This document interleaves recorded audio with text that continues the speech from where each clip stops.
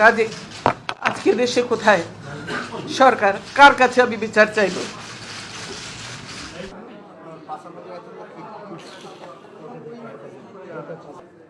দীর্ঘদিনের সংসারের সব মালামাল রেখে আমাকে এক কাপড়ে বাড়ি থেকে বেরিয়ে আসতে হলো,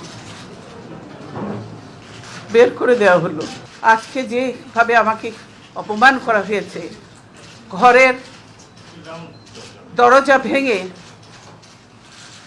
ভেঙে আমার বেডরুমের দরজা ভেঙে রীতিমাত্র ট্রেনিং হিচড়ে তারা বের করেছে এবং এমনভাবে বলছে যে পুরুষ মানুষ এমনভাবে বলছে যে জোর করে ওনাকে উঠিয়ে নিয়ে আসেন, জোর করে দরকার হলে ওনাকে কোলে উঠিয়ে নিয়ে আসেন।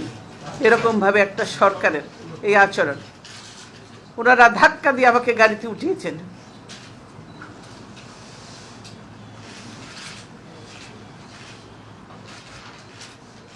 আমার পরিবারের সদস্যদের গায়ে হাত তুলতেও তারা দ্বিধাবোধ করেনি। আমি এর বিচারের ভার মহান আল্লাহ ও প্রিয় দেশবাসীর উপর ছেড়ে দিলাম। আমি দেশবাসীর নিরাপত্তার জন্য মহান আল্লাহর দরবারে দোয়া করছি। আপনারা সকলেই আমার জন্য দোয়া করবেন।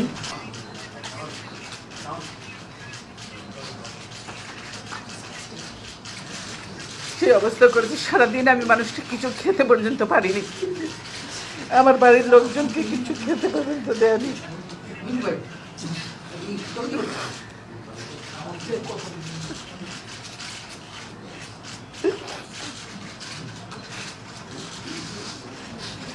অথচ তারা মিথ্যা কথা বলছে যে আমি নিজের বাড়ি ছেড়ে বেরিয়ে এসেছি। এটা সম্পূর্ণ মিথ্যা কথা, বানোয়ার কথা।